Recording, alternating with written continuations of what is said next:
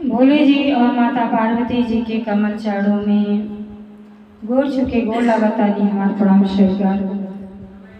माँ जगदम्बा भवानी के कमल चारों में गोर छुके गोर लगातानी हमार प्रणाम स्वीकार। नीलम दीदी और हरिंदर भैया के कमल चारों में गोर छुके गोर लगातानी हमार प्रणाम स्वीकार।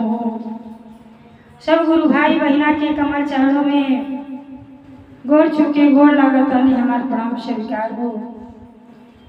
नीलम दीदी और हरिंदर भैया के कमल चारों में गोर छुके गोर लागतानी हमार प्रणाम स्वीकार हो। सब गुरु भाई बहना के कमल चारों में गोर छुके गोर लागतानी हमार प्रणाम स्वीकार हो। आशीर्वाद की चाहिए।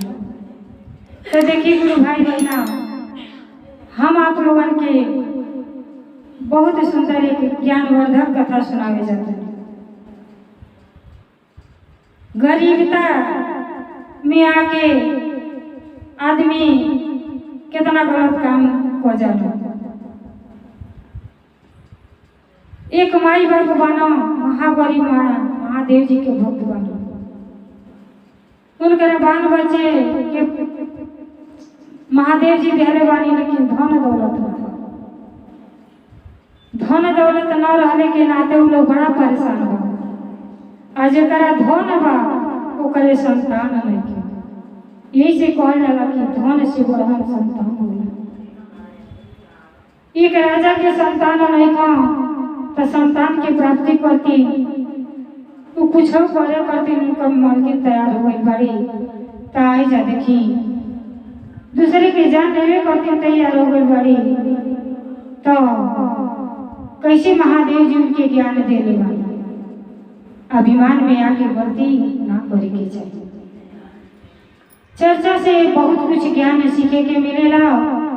भजन कीर्तन तो मनोरंजन के साधन हो, लेकिन अगर चर्चा पूरा सुनो तो कुछ न कुछ ज्ञान तो आपके होबे करे।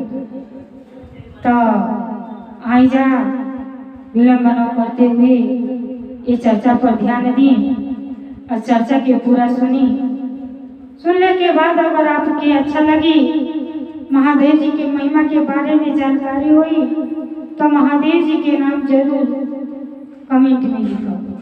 काहे खातिर कि महादेव जी की माता पार्वती जी के नाम लिखले बोलले कहले सुनले से सब दुख के निवारण हो जाए। आई जा यही बहाने महादेव जी के नाम ली और गुरु बना के देखी। बिना गुरु के ज्ञान कहीं ना मिले वाला बा। जब तक गुरु बनाई यहाँ तक गुरु है कहल जाला। भगवान जी कहले बानी कि गुरु गोविंद दो खड़े काको लागू पाए, बलिहारी गुरु आपने गोविंद दियो बताए। कि गुरु गोविंद दोनों जानी ठड़ा हो जाता केकर पाँव लागे के चाहिए। महादेव जी स्वयं कहले बानी गुरु के श्रेष्ठ महत्व देहले बानी कि सबसे बड़ा गुरु है। गुरु है ने ये बताने कि भगवान के हो, माई के हो, बाप के हो, तो गुरु से ज्ञान तो मिल भी करेगा। तो देखिए एक नगर में एक गुरु बहिना रहली, महादेव जी के भक्ति भाव करत रहली। मन में कुछ अभिलाषा ना रहे, गरीब तो रहली, लेकिन महादेव जी उनके 3 संतान देहले रहली। 3 संतान पाके खुश रहली अपन वही में। एक टाइम के भोजन मिले तो एक टाइम के ना मिले, लेकिन महादेव जी से कोनो शिकायत ना रहे। अपन चर्चा भजन में लगल रहे। और वही नगर में एक राजा है। राजा के धन संपदा बहुत कुछ रहल, लेकिन रानी के संतान ना रहा। कोनो चीज के कमी ना रहल।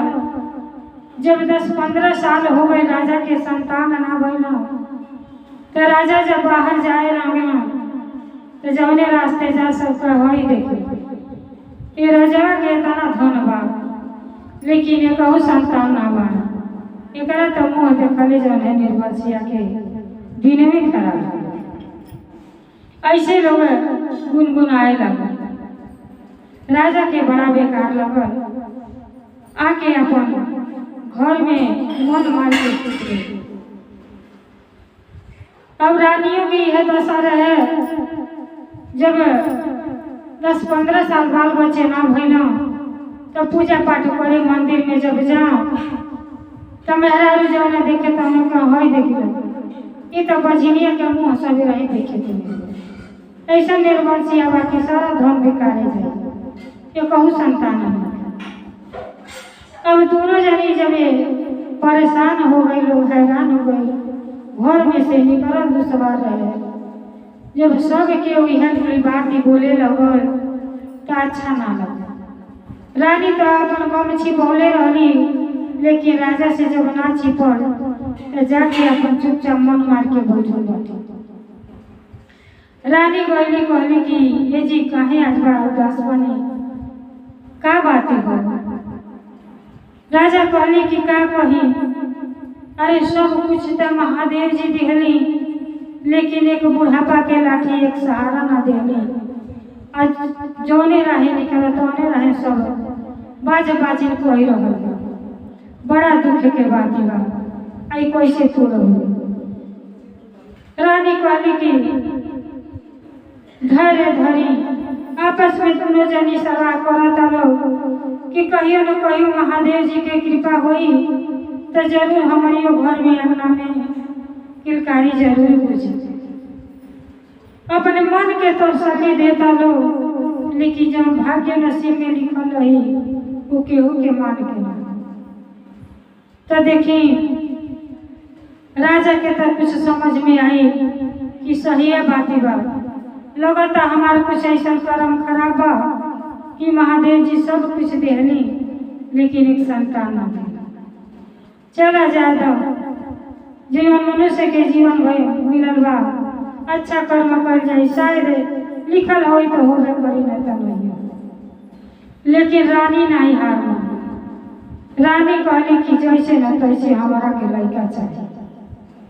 राजा कहली कि जाए दो, ये अपने बस के चीज ना हो, जब महादेव जी के कृपा हुई तब ऐसा। अब दर दवाई करा के राजा रानी थकी गई रहे लोग, कौनो परिणाम ना निकलल। तब रानी का भैली भीतर भीतर सोखा हो जाके चक्कर में पड़ गई।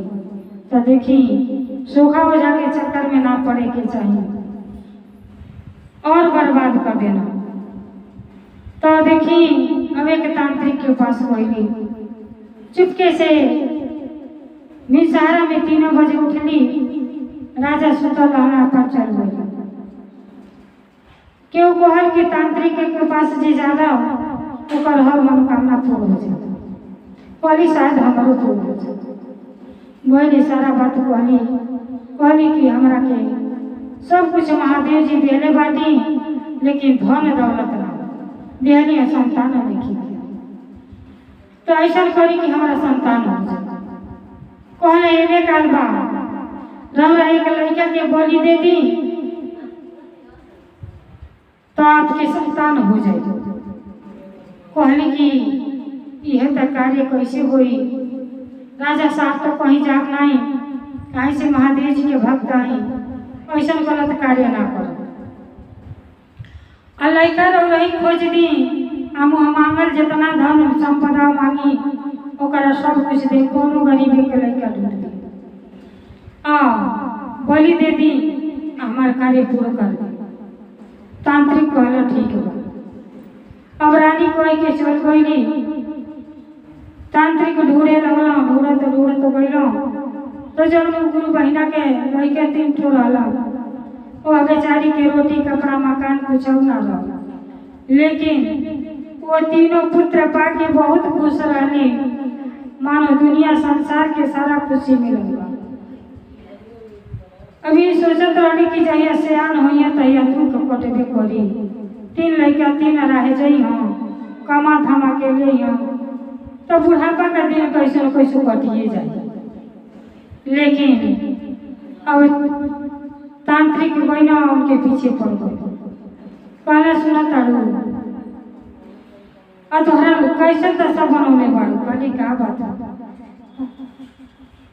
तो ये तरी घूमत आड़ू तू चाह तो हम तोहरा के धनवान बना दी कहली कैसे आज तक ले इतना भक्ति भाव कैली तो धन दौलत मिलबे ना कोई रौरा हमके कैसे धनवान बना दी कहला कि एक हमार बात मान लो तो कि रुपया पैसा इतना दिया दे कि बैठ के जीवन में कोई अब मेहरारू के आगे लालच कहली कि कहीं का बात हम करे के तैयार बने कहला ऐसा बा कि तो के साथ बहुत धन दौलत दिया दे एगो अपन यही संतान में से हमके संतान दे दो और जने बलि देव की बा माई कहली नहीं ऐसा गलती तो ना करो बाप कहला रे कि बड़ा महापाप है ना करे के चाहिए लेकिन तांत्रिक कहले कि अब भूखो अगर तीनों मर जाइए लड़की तो उससे बेसी पाप तो के लगे अरे एक लड़का देहले में का हो जवाब दे दो धन संपदा ले लो अपन पनियो सुखी रहू और दोनों लड़कन के बढ़िया से पाल ले माई के लालच आ गई लेकिन जनते बनी बाप कहना कि बड़का बेटा ई तो हमार जान इनकरा के ना दे अब माई कहली कि छोटका तो हमार जान हो एक रहू के ना दे मझिला बेचारा टुकुर टुकुर ताकता बड़का के जौन है कहानी बनल हो कि बाप और छोटका के माई बिचला के केहू ना होला अब कहली कि ना माई लेवे के तैयार ना बाप इशारा करो तारी कि ठीक बा मझिला के लेनी मझिला लड़का टुकुर टुकुर माई बाप के ताकत ना और कहता ना कि हे माई हमार कौन ऐसा कसूर बा कि हमरा जला दे के हाथे बेचतल लड़का 4-5 साल का रहना सब जानकारी रहल कि बलि देवे करके माई बेचतल अब जब धन संपदा ज्यादा पा गई माई के लालच आ गई मझिला बेटा के दे के तैयार हो गई तो देखी जब तैयार हो गई तो बेटा जो है फूट फूट के रोता है और का कहता है कैले कसूर कौन कैले गलतिया हमके छोड़े दियलु माई कैले कसूर कौन कैले गलतिया हमके माई छोड़ दिहलु माई हो छोड़ दिहलु माई हो छोड़ दिहलु कैले कसूर कौन कैली गलतिया हमके छोड़ दिहलु माई हो छोड़ दिहलु रहबैन के करे असरवा हमके छोड़ दिहलु रहबैन के करे असरवा हमके छोड़ दिहलु कैली कसूर कौन कैली गलतिया हमके छोड़ दिहलु माई हो छोड़ दिहलु रहबैन के करे संगरिया हमके छोड़ दिहलु रहबैन के करे सहरवा हमके छोड़ दिहलु रोवत रोवत बबुआ पाप लागे गईले पापा काहे भइली नीर मैया हमके त्याग दिहली पापा काहे भइली नीर मैया हमके त्याग दिहली पुत्र से बढ़ के धनवा समझली हमके त्याग दिहली पुत्र से धनवा बड़ी समझली हमके त्याग दिहली कैले कसूर का कोइली गलतिया हमके कोइली कसूर कवन कोइली गलतिया हमके छोड़ दिहलू माई हो छोड़ दिहलू रहबा के करे असरवा हमके छोड़ दिहलू रहबा के करे असरवा हमके छोड़ दिहलू। अब देखी गोड़ पकड़ के माई के रो तारा किए माई हमारे से ऐसा का गलती हो गई और भाई तो हमारा दूधा के दतवो नहीं के टूटल कौन ऐसा गलती कैली कि आज हमके त्याग कर दिलू धन से हमरा से बढ़ के धन समझ लू माई हम कहाँ जाए माई कुछ ना बोला तारी बाप के पास गईनो बाप के पैर पकड़ के रोता ना कि हे पिताजी काहे इतना निर्दयी हो गई हमारा के केहू ना साथ देता काहे छोड़ देनी बाप भी कुछ ना बोलना तब रोवत रोवत बबुआ भैया लागे गईल हो भैया काहे भैला नेरा दैया हमके त्याग दिहला भैया भैला नेरा दैया हमके त्याग दिहला।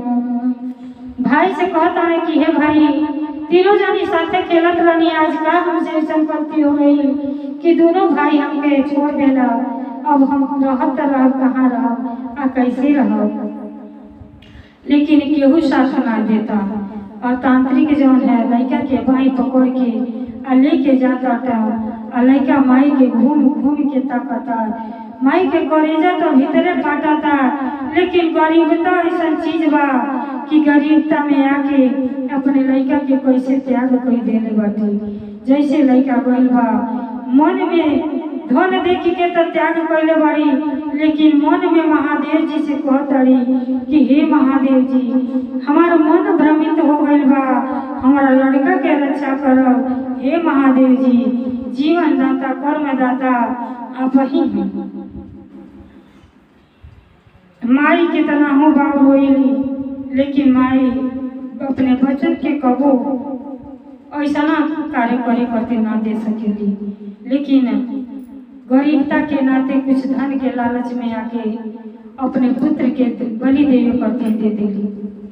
जब लेके तांत्रिक जाला और वहाँ जन है रानी बहुत ही खुश होली कि आज हम जन है ये लड़का के बलि दे दे तभी हमरा के संतान हुई संतान के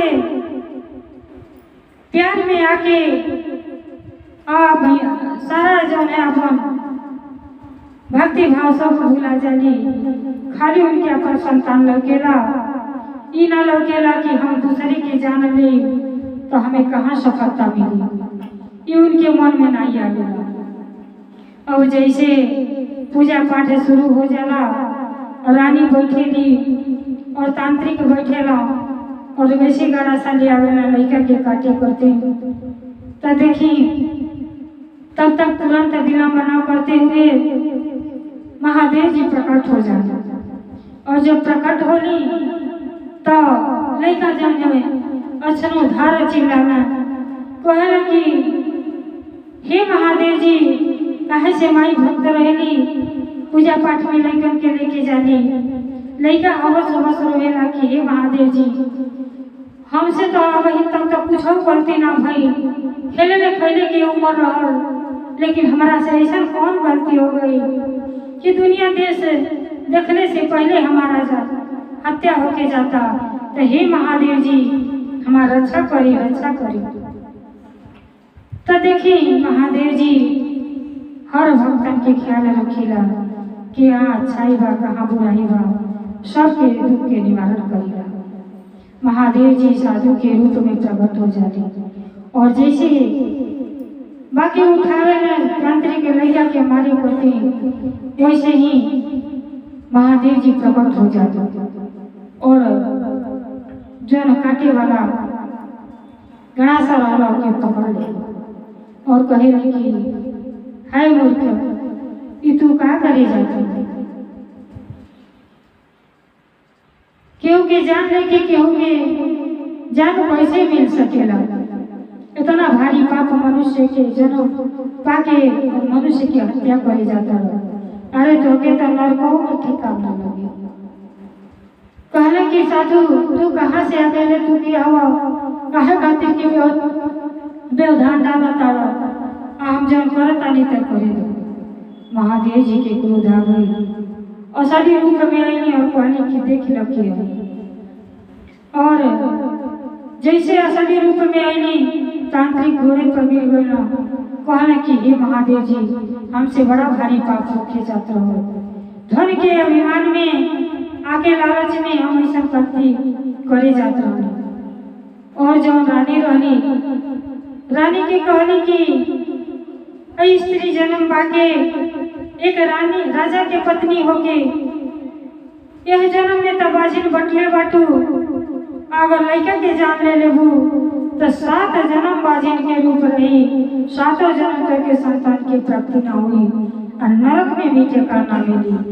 ऐसा कार्य काहे करते करे जाता बेचारी आके घोड़े पर गिर गई कहली कि महादेव जी हम का करी हम इतना तंग आ गई टोला मोहल्ला सब केहू कहे कि ये बाजिन के मुँह देखल बेकार बा तो मन में ठान लिया कि हमके कैसे न कैसे संतान चाहिए। लेकिन ये ना समझली कि संतान के मार के संतान कबो हासिल ना हो सकेला। हमें ज्ञान देनी आपसे क्षमा चाहता है महादेव जी हमके क्षमा कर दी ऐसा गलती अब कबो ना हो। महादेव जी कहले कि अगर तके उपकार करे बा हम का क्षमा करी क्षमा मांगे के बाद ये बालक से मांग लो। अगर पुत्र तके चाहिए तो यही पुत्र के ले जाके लालन पालन करो अपने जीवन के साथ तुम्हारा जीवन संवर जाई यह पुत्र तुम्हारा बुढ़ापा के सहारा बने। तो महादेव जी आके तांत्रिक के भी ज्ञान दे दी और रानी की आंख पर पर्दा जम पड़ रहा ये अंधविश्वास से पर्दा उठा देनी और कहनी कि ये बालक के अपना लो यह बालक तुम्हारा बुढ़ापा के सहारा बनिए। इन्हीं से माफी मांगे पर तो इन्हीं से माफी मांगे। रानी बालक के गोरे पर गिर गई कहली कि हे बालक आज से तो के पुत्र के रूप में स्वीकार करता नहीं। आज से तू हमारे घर में पलवा बढ़वा हमसे बड़ा भारी और इतना कोई के महादेव जी आशीर्वाद देखे वहाँ से अंतर ध्यान हो गई। तो चर्चा से देखिए कितना ज्ञान मिलेगा। अंधविश्वास के पीछे पड़ के आदमी कितना जीव की हत्या कर देता। कितना लोग तो बकरी बकरा हलाल कर देता ना। अरे जब बकरिया में जानवा वह जाने शरीरिया का जौन आज बोलता कबो ऐसा मन्नत ना माने के चाहिए। कोनो शास्त्र में ना लिखल है कोनो रामायण महापुराण में ना लिखल है कि जीव की हत्या होके आपके भला हो। आई सत्य घटना पर आधारित बा। देखी अगर कुछ लोग तो महाभारत देखल ही हुई कुछ लोग ना देखले हुई लेकिन जे ना देखले हुई तो कथा से जान जाए कि जब भीम 5 पांडव जब जंगल में गए या ज्ञातवास करते तो भीम के एक पत्नी वहाँ रही उनका लड़का घटोत्कच रहा। वो देवी के बड़ा पूजा करत रही मन्नत मांग देली कि एगो आदमी के बलि चढ़ावे करते।